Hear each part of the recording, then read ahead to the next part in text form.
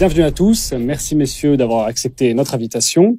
Alors je vais vous présenter François Bégodeau. Vous êtes écrivain, scénariste, réalisateur et vous venez de faire paraître Notre Joie aux éditions Fayard, où vous narrez votre rencontre avec un identitaire, M, avec en quatrième de couverture une mention qui a son importance, qui est « Non, les extrêmes ne se rejoignent pas ». Parce que c'était une réponse à votre ouvrage « Histoire de ta bêtise ». François Bousquet, vous êtes éditeur et essayiste. Vous êtes également le rédacteur en chef de la revue Éléments, qui consacre dans son dernier numéro un dossier à la société de surveillance en tant que, je cite le titre, comme stade ultime du libéralisme. Et enfin, vous dirigez également la Nouvelle Librairie. Alors, je le disais en introduction, on parle de plus en plus de droitisation de la campagne présidentielle, avec la prolifération des thèmes de l'identité, de la sécurité et de l'immigration. Dans votre ouvrage, François Bégodeau, vous raillez ces thématiques, enfin en particulier l'identité, sur laquelle vous revenez. Comment vous analysez cette prédominance de ces sujets-là dans les médias ces dernières semaines? Est-ce que, si je caricaturais un peu, on pourrait dire, est-ce que la parole se libère? Oui, peut-être, sans doute que moi je dis dans mon livre qu'elle se déboutonne. Je pense qu'il y a un fond identitaire de la bourgeoisie française, un fond peut-être aussi raciste. J'aime pas prononcer ces mots un peu rapidement, mais il y a quelque chose comme ça, hein, peut-être un refoulé colonial qui ressort. Bon. Et je pense qu'il n'en faut pas beaucoup pour que cette bourgeoisie fasse revenir ces thèmes-là. Moi, je crois que c'est pas... Là, effectivement, ponctuellement, la campagne se droitise et la France est à droite. La France électorale est spectaculairement à droite. Mais pour moi, ça fait très longtemps que ça a glissé. Ça fait 30-40 ans que les choses se sont droitisées. Ce qui, je crois, correspond à une position de la bourgeoisie. Et pour ça, je ne fais aucune différence entre la bourgeoisie dite libérale et la bourgeoisie dite illibérale, ou que sais-je, ou la bourgeoisie centriste et la bourgeoisie plus réactionnaire. Bourgeoisie de droite, bourgeoisie de gauche. Ils ont vraiment en commun le fait que c'est très arrangeant de mettre en avant des problématiques identitaires, puisque ça permet toujours d'évacuer la problématique qui véritablement les déstabilise, à savoir la problématique de classe. Je veux dire, une classe dominante a tout intérêt à ce qu'on ne parle pas de classe, à ce qu'on ne parle pas de rapport de classe. Et donc, c'est une aubaine pour Macron d'avoir comme adversaire Zemmour pour pouvoir mettre le sujet sur les questions la France ceci, la France cela. L'un va probablement dire qu'il croit une France ouverte, l'autre va probablement dire qu'il croit une France, que sais-je, plus campée sur sa puissance de toujours, napoléonienne, etc. Mais ils auront un paradigme commun. Ils vont tous les deux s'entendre, en bons bourgeois qu'ils sont l'un et l'autre, pour évacuer la question sociale qui met vraiment en crise la classe dominante. Alors, François Bousquet, oui, pour répondre à ce propos, identité, classe sociale. Alors, une petite parenthèse, peut-être que la parole se déboutonne, mais enfin, en tout cas, elle se libère. Et si elle se libère, c'est qu'elle était peut-être avant muselée. Donc, c'est peut-être qu'il faut le voir sous le bon angle. Hein. Sur la problématique identitaire, oui, elle hante le corps social, le corps électoral. Je ne pense pas qu'elle soit spécifique à la bourgeoisie. La France périphérique est également préoccupée par des questions d'identité. C'est la fameuse tenaille, en quelque sorte, entre l'insécurité sociale, hein, qui est une problématique qui n'est pas du tout posée aujourd'hui, j'en conviens, hein, puisqu'on n'est pas vraiment rentré dans la campagne à l'adresse de la France périphérique. Il faudra attendre février, mars, avril, hein, pour voir ces thèmes, je pense, apparaître. Mais ils devront apparaître, quoi qu'il arrive. Hein, puisque ceux qui feront l'élection, c'est la France périphérique, c'est un bloc de 20 millions de personnes. Donc c'est eux qui vont faire basculer à droite ou à gauche l'élection. Mais nonobstant cela, les questions identitaires, d'insécurité culturelle, les questions migratoires, hein, les questions plus globalement de sécurité des personnes, des biens, se posent partout et se posent dans les mêmes termes, dans les catégories populaires. Alors il ne faut pas être obsédé. Ça, c'est le problème de cette droite libérale. Hein. Elle se focalise que sur la question identitaire en négligeant la question sociale. Alors que la question sociale, de la répartition des richesses, hein, la question de l'égalité que la gauche a renoncé à porter, et il y a un phénomène de bascule assez classique, hein, en tout cas qu'elle ne porte plus. Puisque, bien sûr que si. Ah bon, on le voit pas. Vous faites toujours une confusion plus ou moins volontaire, vous allez me dire, en disant la gauche. Ce que vous appelez la gauche, c'est le pouvoir social-démocrate depuis 50 ans dans les démocraties européennes, par exemple la France, qui effectivement, dont nous considérons, nous les gens de gauche, comme un pouvoir de droite, hein, au service d'une certaine bourgeoisie, plus ou moins progressiste, mais peu importe, et qui effectivement n'a eu de cesse que d'évacuer la question sociale. Mais la gauche de gauche, si vous écoutez par exemple un candidat pour lequel j'ai pas une sympathie particulière, mais qui pour de coup est indéniablement quelqu'un de gauche, il met en avant les questions sociales. Il met beaucoup à Mélenchon, bien sûr. Philippe Poutou, qui vient de la gauche, met en avant les questions sociales. Non, mais permettez simplement de vous répondre. La gauche a renoncé, c'est la fameuse thèse de Thomas Frank aux États-Unis. C'est pourquoi les pauvres votent à gauche et pourquoi les riches, pourquoi les pauvres votent à droite, pardon, en l'occurrence conservateurs. Et pourquoi les riches veulent-ils à gauche, hein? Parce que oui, certes, il y a plusieurs gauches, mais simplement il y a une coalition historique, hein, qui a duré à peu près un siècle, hein, du début du 19e du début du 20e jusqu'à la fin du 20e, hein, une coalition historique à gauche, hein, où la bourgeoisie progressiste de gauche. Hein, on y reviendra. Pourquoi vous évacuez pourquoi vous évacuez le camp? Mais je veux dire, j'ai déjà répondu. Pourquoi vous évacuez le camp que moi je crois authentiquement de gauche et dont je me sens familier?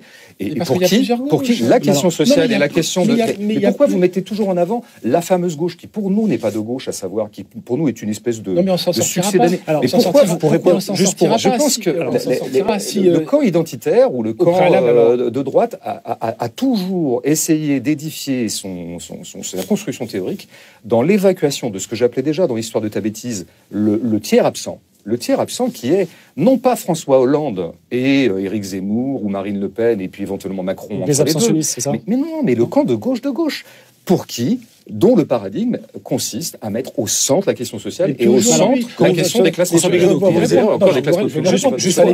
Ça n'est plus le cas aujourd'hui. Aujourd'hui, les questions sociales depuis 68 ont été évacuées. Elles sont absolument centrales dans le périmètre que je fréquente. Elles ont été vampirisées par les questions sociétales. Elles ont été ça, vous parlez encore. C'est quand même compliqué de vous. Je voudrais aller jusqu'au bout. Vous êtes en train de nier mon existence, donc je ne suis pas d'accord. Vous êtes en train de nier mon existence. Vous avez en face de vous quelqu'un qui est de gauche, oui, et qui, dans son dernier livre, encore une fois, mais dans d'autres précédemment, et dans tous les plateaux de radio, une clarification, qui ne cesse de dire, nous mettons au centre la question des classes populaires et la question sociale. Donc arrêtez de me dire que la gauche a renoncé. Mais comment se fait-il que les classes populaires votent désormais à droite? C'est une autre question. C'est ça que j'allais vous poser. Justement, c'est parfait.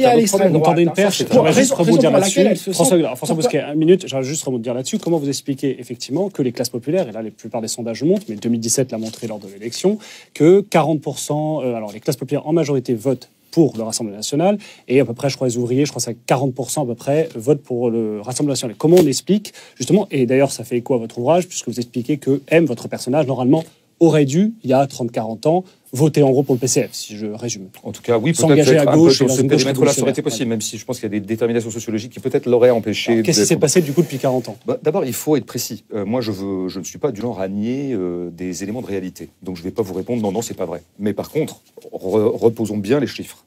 Là, vous venez de parler de la France électorale, la France qui vote. Parmi les gens qui votent, parmi les ouvriers qui votent, une majorité, en tout cas, vote plutôt à droite, plutôt, voire extrême droite ou Rassemblement national. Bon, parmi les ouvriers qui votent.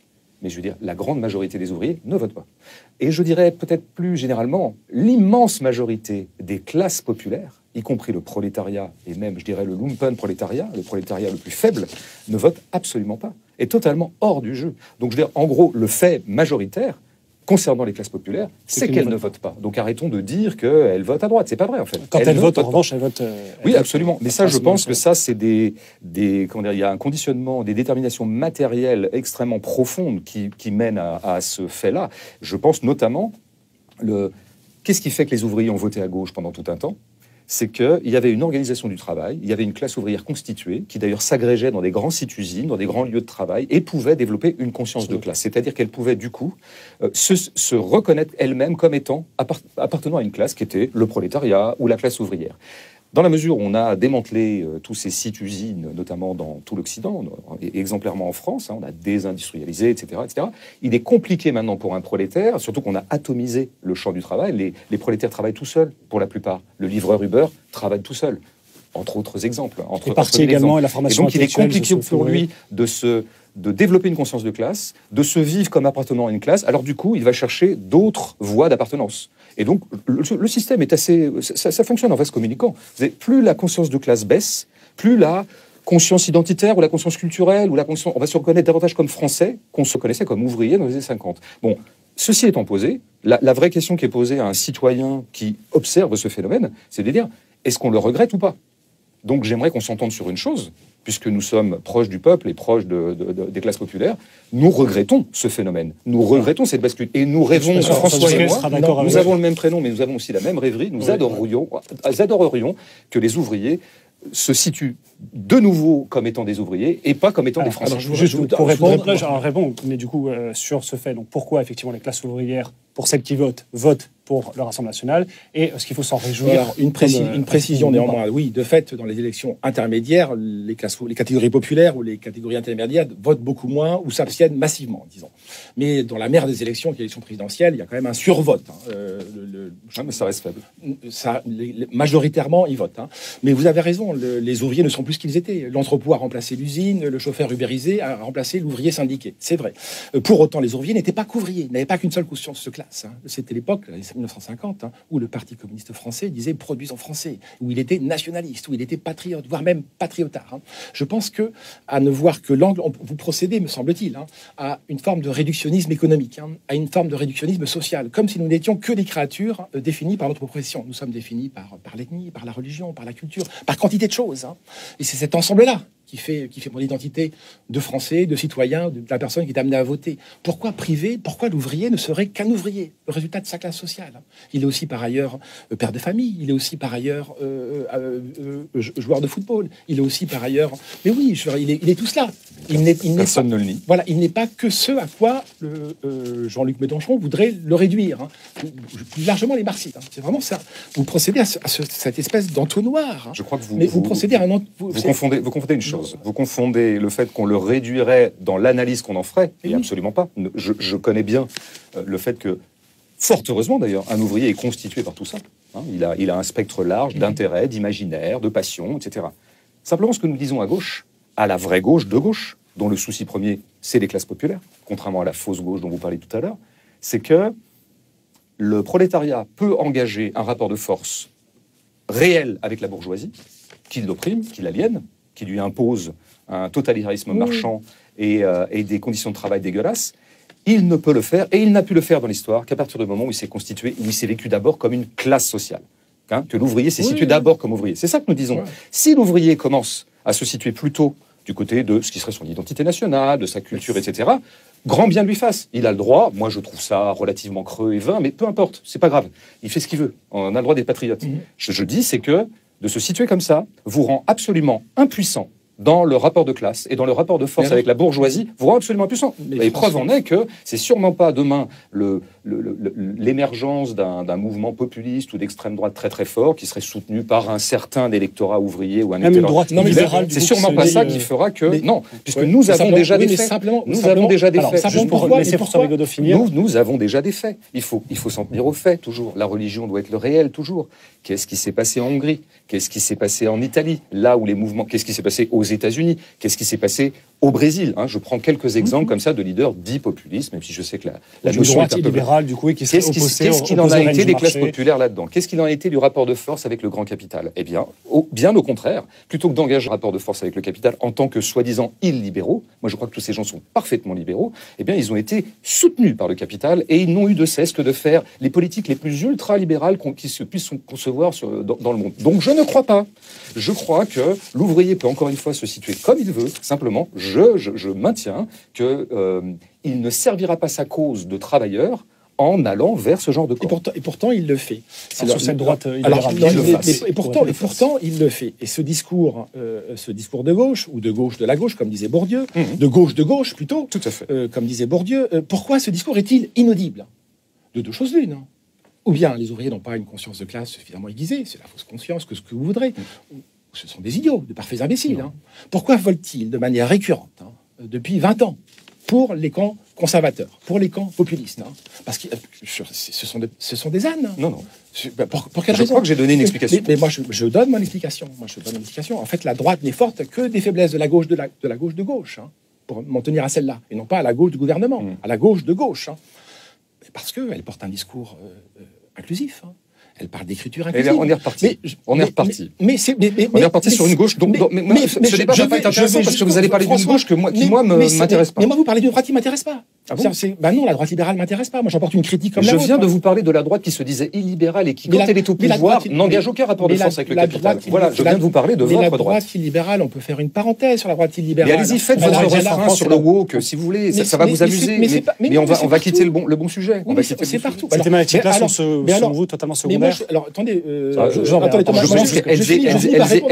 Ces thématiques-là, je veux vous dire, elles existent essentiellement dans l'intérêt obsessionnel traditionnelle que leur porte la droite. Alors, on va y venir. Alors, finissez, je suis pas d'accord, mais c'est pas grave. Nous mettons de côté ce sujet-là, le woke, etc. Le problème, moi j'ai toujours en tête le slogan qui me semble résumer le mouvement des Gilets jaunes. En tout cas, le premier mouvement des Gilets jaunes, les premiers mois sur les ronds-points dans la périphérie. C'est baisser les prix, pouvoir d'achat, mais baisser le mépris aussi. Donc les catégories populaires font porter. C'est pour ça où là, quand même, malgré tout, le discours woke est intéressant. Une demande de. Voilà, on est reparti. Non, mais vous veniez de promettre de ne pas en parler. Non, mais je n'en. Alors, ça aura tenu 30 secondes. Mais non, mais je peux pas parler. C'est pas possible. Il y a une demande des politiques de reconnaissance. Ces gens-là n'ont pas de statut symbolique. Quand ils regardent une série télévisée, j'y peux rien. On ne les met pas en scène. Je suis d'accord. Quand ils regardent une série sur Netflix, ils n'écoutent pas Dieu les en préserve, Radio France. Mais s'ils écoutent Radio France, ils verraient qu'on ne parle jamais d'eux. On parle d'autres gens que je ne peux pas nommer là, et qui n'existent pas et qui sont mon obsession. Pour autant, cette obsession, elle a envahi le corps social. Donc ce sont des fantômes sociaux, ce sont des orphelins. J'ai toujours en tête un livre fantastique de Ralph Ellison, écrivain noir, gay, homosexuel américain à l'époque des droits civiques. Et le titre du livre est tout un programme. Homme invisible, pour qui chantes-tu? La France périphérique, l'Angleterre périphérique, l'Amérique périphérique interpellent les médias. Nous sommes des hommes invisibles. Nous chantons pour personne. Absolument. Nous demandons une politique de reconnaissance. C'est très vrai. Et de fait, cette politique de reconnaissance, Trump la porte plus facilement auprès de ces gens-là. Marine Le Pen, ça n'est pas un jugement de valeur de ma part. Sauf, je le redis, à considérer que ce sont des imbéciles et qui ne savent pas déchiffrer le message qu'on leur envoie. Mais de fait, Marine Le Pen leur parle beaucoup plus, peut-être demain Éric Zemmour, je n'en sais rien, que Jean-Luc Mélenchon. Sauf le Mélenchon de 2017. Parce que le Mélenchon de 2017 avait pris soin de dire, ça pose un problème pour notre débat, parce que Macron l'a dit, et Marine Le Pen l'a dit également, qu'il était par-delà la droite et la gauche. Le temps d'une campagne assez populiste. Après, il y a renoncé pour retomber dans le sujet que je ne peux pas aborder, puisque c'est une commodité rhétorique selon vous. Non, vous abordez tous les sujets que vous voulez. Mon livre essaie d'écrire et décortiquer le périmètre d'une certaine droite, mais d'autres choses aussi. Et ce que je diagnostique, c'est que c'est une logosphère. J'appelle ça une logosphère, c'est où je trouve que ces gens-là, et je trouve que M. Bousquet, pour le meilleur, et parfois pour le pire, mais parfois pour le meilleur en tant que littéraire, en tant que libraire, en tant qu'éditeur, vous en êtes un représentant, c'est-à-dire que vous aimez les idées, vous aimez beaucoup les mots, mais vous les aimez tellement passionnément que parfois vous oubliez un peu le réel. Regardez ce que vous venez de dire. Moi, je suis d'accord avec vous. Alors là, vraiment, je paraphe. Absence de reconnaissance de tout un pan des classes populaires, occidentales et autres. Aucun problème. Je pense que il faudrait aussi mentionner, je pense, d'autres pans des classes populaires qui ne sont pas beaucoup plus reconnus, quoi que vous puissiez en penser. Donc moi, là-dessus, les périphériques, les banlieues, moi, j'appelle ça les classes populaires. Moi, je ne fais pas de différence entre le bon peuple périphérique et le peuple un peu plus douteux qui serait celui des quartiers populaires, des ceintures des métropoles. Moi, pour ça, c'est les classes populaires. Tous, avec des intérêts parfois divergents, mais c'est les classes populaires. En revanche, vous voyez, vous venez de dire, Marine Le Pen, elle leur attribue de la reconnaissance. Ben oui, mais comment dire, c'est des discours. Oui, bien sûr. Bon, et je termine. Donc, c'est des discours. Et leur statut dans les rapports de travail, dans les rapports économiques, dans les rapports sociaux, dans le logement qu'ils habitent, dans les quartiers de merde dans lesquels on les parque, dans les banlieues effectivement complètement dévastées, dans lesquelles ils sont obligés d'habiter à cause de la hausse de loyer dans les centres-villes. C'est pas parce que Marine Le Pen d'un seul coup les reconnaît dans quelques discours qui n'engagent que des mots que ça va changer leur statut. Donc la question est la suivante. Quand ces gens sont au pouvoir, est-ce que par-delà les petits signes de reconnaissance qu'on leur a envoyés, souvent à titre électoral, le milliardaire Trump, effectivement, l'héritier Trump, le magnat de l'immobilier Trump, a tactiquement envoyé des signes de reconnaissance à un certain prolétariat blanc américain. Très bien. Qu'est-ce qu'il a fait pendant 4 ans pour eux? En quoi? Ah ben oui, mais c'est ça la question. Mais c'est ça la question. En aucun cas améliorer le sort de ces gens. Et c'est bien ça qui m'apporte. Sur ce débat-là, justement, puisque une des premières préoccupations sur les sondages français, c'est le pouvoir d'achat. Est-ce que la droite, qui prolonge un peu votre propos, est-ce que la droite est capable, du coup, et les candidats de droite répondent à ces préoccupations-là, ou ne mettent en avant que la question identitaire? De fait, les candidats, on va voir ce que le candidat ou le non-candidat Zemmour fait et décide dans sa campagne. Mais pour aujourd'hui, le curseur a été mis sur la seule identité, ce qui est un problème. Je crois que vous oubliez un petit truc. Il a quand même donné déjà 2-3 petits miettes de programme économique. Et donc, qu'est-ce qu'il dit? aller contre les aides sociales, supprimer les impôts de production. Vous pensez qu'il produira un programme quand Macron le fait, quand Macron supprime les impôts de production, on appelle ça un cadeau au patron. Le programme économique de Zemmour, sans surprise, puisqu'il est un candidat de la bourgeoisie, est un programme libéral pour les classes dominantes. Vous permettez un mot sur Zemmour. Et on finira là-dessus. Alors, déjà, j'ai pas pu finir. Donc je vous en prie, pardon. C'est rien, simplement. Zemmour, il y a deux Zemmour, de fait. Oui, en effet, depuis quelques mois, Zemmour a réorienté sa vision économique des choses. Lui qui a passé son temps depuis 30 ans. Vous vous rappelez le mot de Bossuet qui cite en permanence le Dieu se rit des créatures qui chérissent les causes tout en déplorant les effets. Qu'il disait délibérément à l'adresse des conservateurs américains, des nationaux libéraux. Il y a une inflexion dans son discours, j'en prends acte. Je pense que de sa part, c'est une très lourde erreur, mais si c'est son choix, c'est son choix. Mais se rejouera à ce moment-là une invariance de ce camp idéologique qui a eu quelques antériorités. C'est qu'à chaque fois, en fait, quels que soient les coups de force verbaux en faveur des classes populaires, etc., dès lors qu'on se met en demeure de se présenter et de gouverner, eh bien, on fait alliance avec la bourgeoisie et le capital. Ouais. C'est une loi implacable de ce camp-là idéologique. Alors, il faut peut-être la retenir. Je signe et contre-signe. Voilà. De gauche. C'est parfait. Eh bien, on finira sur cet accord. Merci à tous de nous avoir suivis. Je vous annonce que l'échange se prolongera dans un petit bonus, donc restez attentifs pour la parution. Merci à tous pour cet appendice de notre débat. Nous allons évoquer maintenant l'éventuelle recomposition de ce que certains appellent le bloc bourgeois. Parce qu'effectivement, on parle beaucoup de droitisation, des candidats de droite qui seraient en tête, d'une gauche désunie, qui serait un peu en retard, du moins dans les sondages. Néanmoins, on parle moins d'Emmanuel Macron, qui surnage toujours au-dessus des autres candidats, autour de 24%, c'est-à-dire ce qui correspond à son score du premier tour en 2017. Alors, je me tourne vers vous, François Bousquet. Est-ce qu'on peut s'attendre à une recomposition efficace de ce que certains appellent le bloc bourgeois de la part d'Emmanuel Macron difficile à envisager, puisque 24 points, alors évidemment, il faut toujours relativiser les sondages, il y a des biais, il y a des commanditaires qui réorientent la nature même du sondage, mais bon, de fait, il est à des scores positifs très supérieurs à ceux qui étaient ceux de François Hollande, de Jacques Chirac, de Nicolas Sarkozy, à ce stade de son mandat. Donc il est toujours là, il est très fort. Il a vraiment fractionné la droite, cassé en deux la droite, et il a démoli la gauche.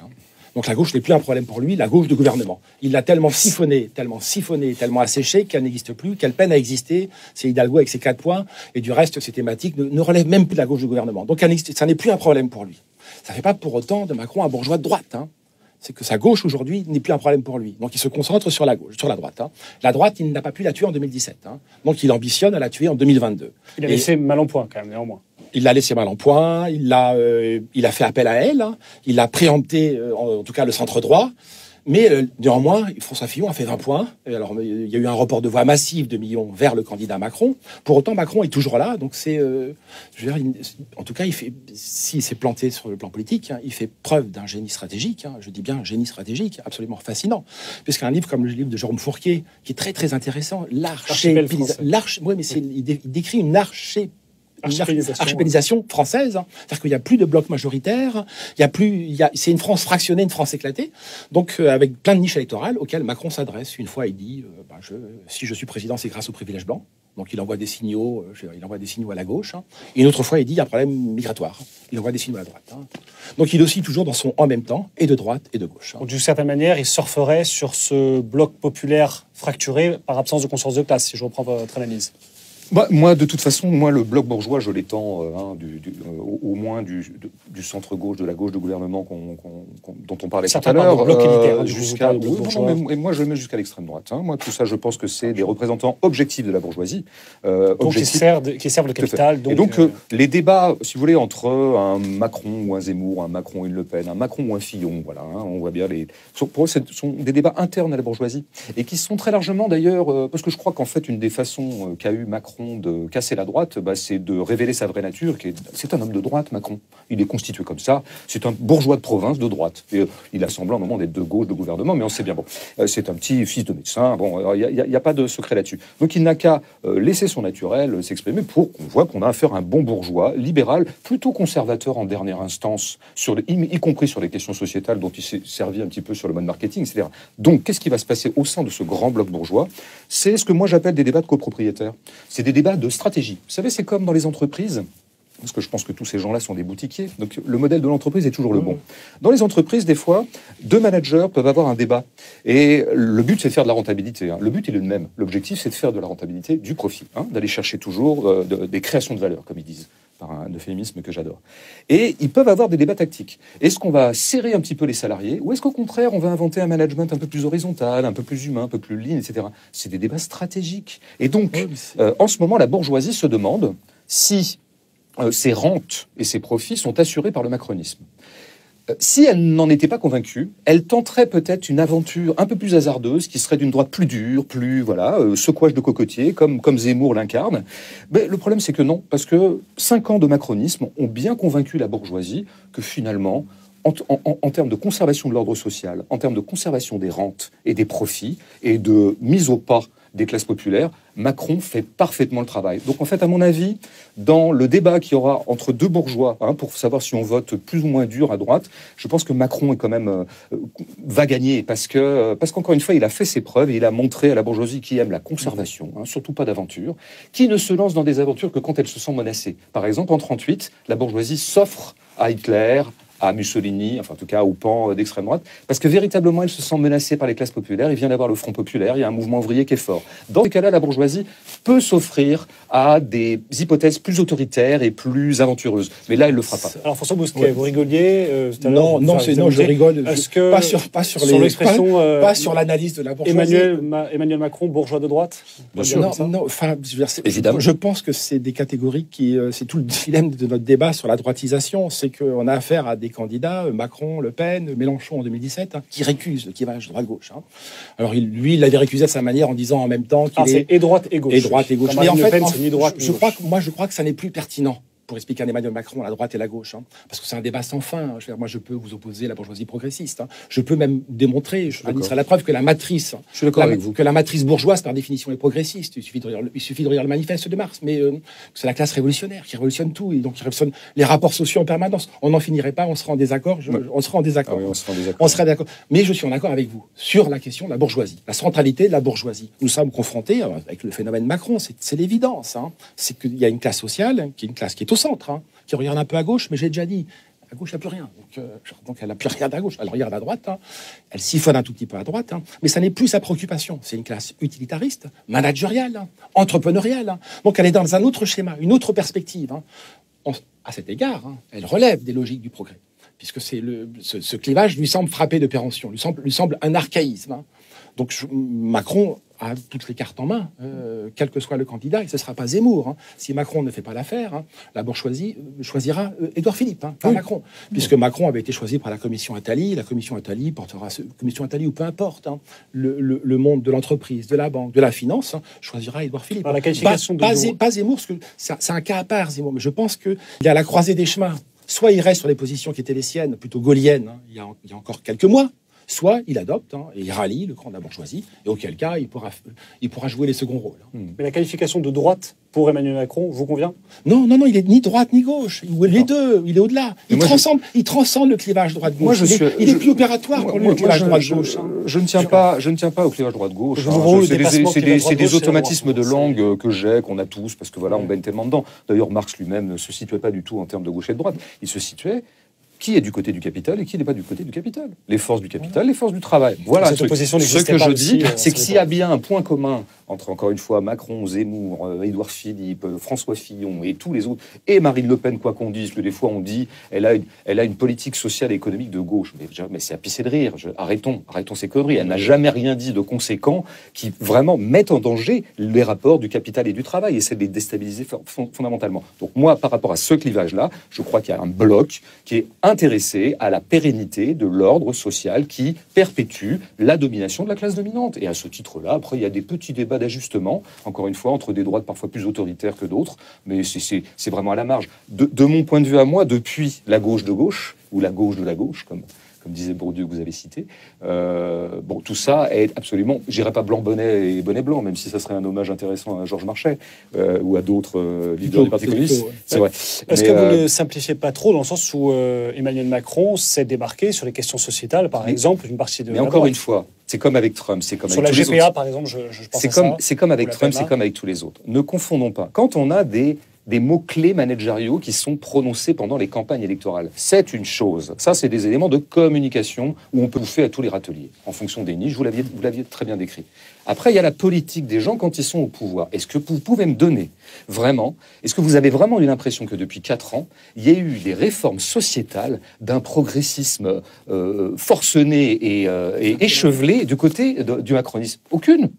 Ce qu'on a plutôt vu, c'est quand même un pouvoir qui a été très du côté des flics contre les minorités raciales, par exemple, hein, pour prendre des choses un peu plus sociétales.